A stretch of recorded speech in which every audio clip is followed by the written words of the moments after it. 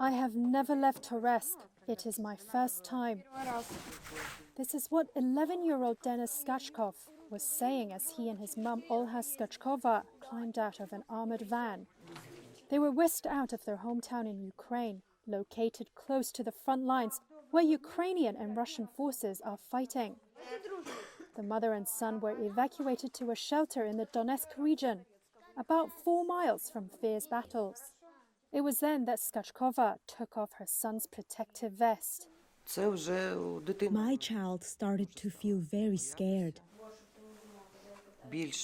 He was very nervous and worried. He was frightened.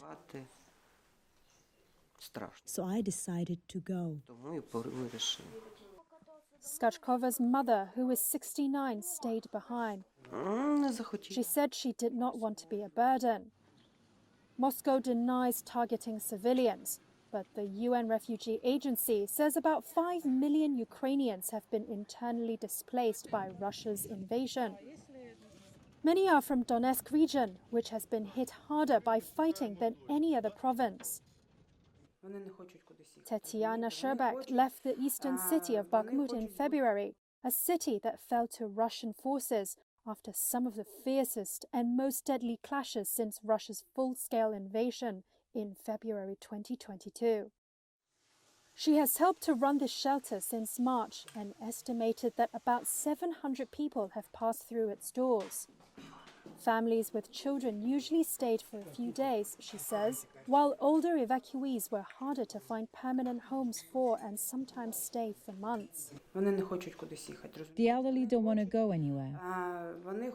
Many of them want to be near the cemetery, as they say, near their relatives.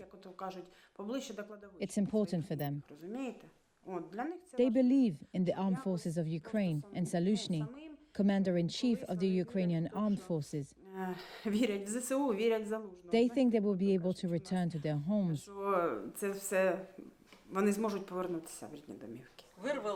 76-year-old Yulia Nakonova, who was evacuated from Bakhmut, it was a matter of life and death. She was struck in the hand by a sniper's bullet and lay wounded for 3 days. The Ukrainian soldiers who rescued her told her she would have died had she stayed another 2 days. Nikonova's roommate Maria Malyarenko, a native of the frontline town of Chasiv Yar, said leaving her apartment was a tough choice, even after the windows and doors had been blown out by shelling. I never thought I would leave. I thought, let me die here. But you can't survive without other people.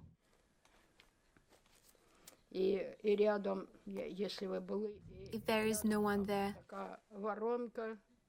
There was a huge crater from a bomb, and the buildings nearby were burning.